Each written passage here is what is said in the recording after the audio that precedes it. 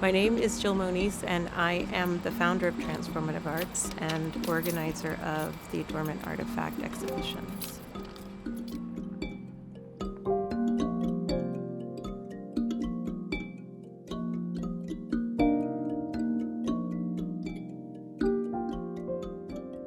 When I was conceiving of the Adornment Artifact exhibitions, I really focused on artists who represented a relationship to themselves, their communities, and what lies beyond. You look at Nubian and Egyptian artifacts that have their eyes pulled out. A lot of those artifacts were violated. Not only were they stolen, but those pieces were either glass or some kind of precious stone. I cut eyes into my casts, or to kind of reference that same action.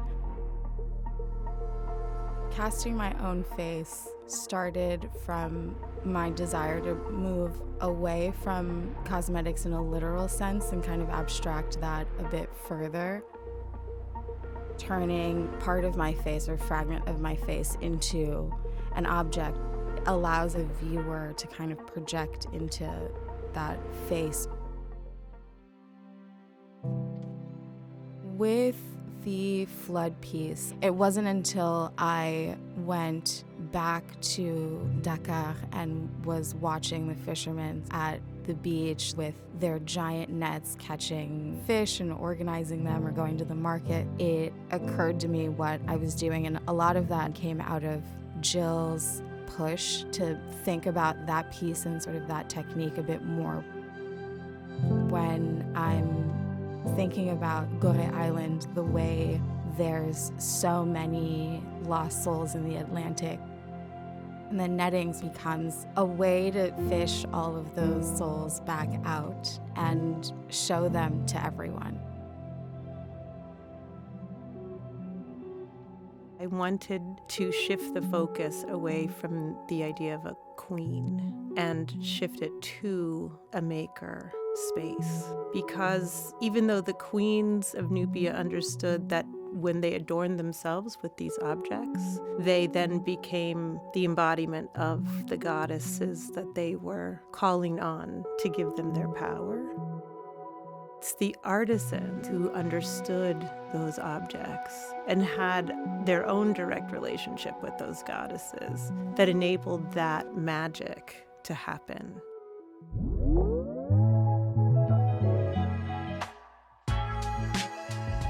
I really consider my studio a laboratory. It's really a place of exploration and experimentation.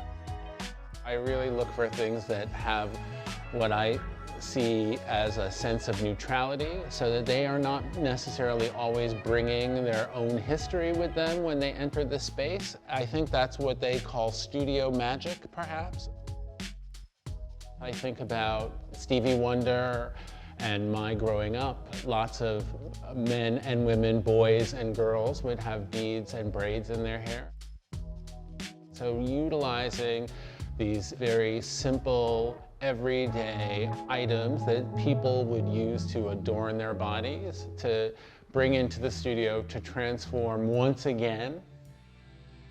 Another thread that runs through my practice for the past few years has been these tin cans. They're ubiquitous in a way, but they are also very neutral once there's no label on there. So I started to use them a lot in the studio. First, just making tin can telephones. Sort of speaks a little to my childhood, speaks a little to this notion of us being in a digital world and what is analog and just how people can communicate.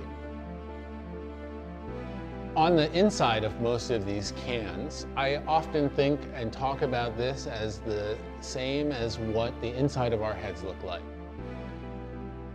It's very, very dark, but there's little flashes of light and brilliance, you know, as the synapses are firing and everything. And I thought that that's what happens inside of those tin cans. It's so similar to how the void in my head is operating.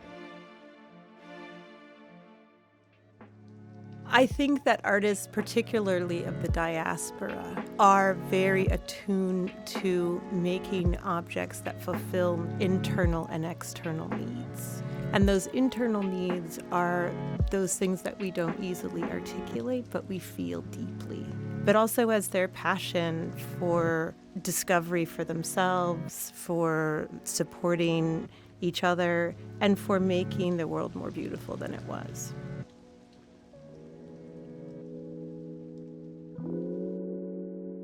The idea of transcendence to me in this country, right? I feel like it's a revolutionary act to transcend all of these labels that are given to you. There's also a part of transcendence that's survival.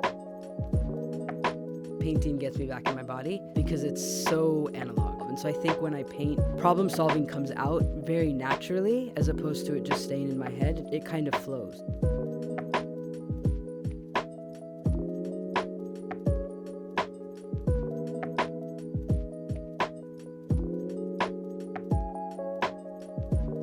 I had a prayer rug down on the floor, and then some of my stencils fell off my desk onto the rug. And that was the first time I even thought of the idea of the juxtaposition of text with a rug. There's one piece that I did, it's the lyrics from Badu's The Healer, and it's the opening lyrics from that.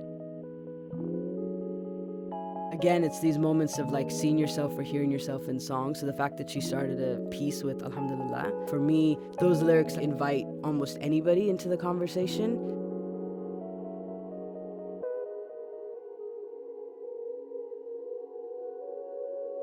End of 2022, I went to Mecca. So I was like, let me play around with AI and try to describe what this like indescribable thing was. But just the basic language of like a cube in the desert. How I would identify is more of an Islamic thinker who's an artist. It's about pushing thought and ways that you can think that might just be different than what you've been thinking. I definitely like to push those envelopes, but how can I talk about it where it won't get dismissed? I think the topic of love and God are something that are not talked about. I'm like, no, this is what the work is about. What I try to do in Adornment Artifact is really the visual language that is different from traditional art.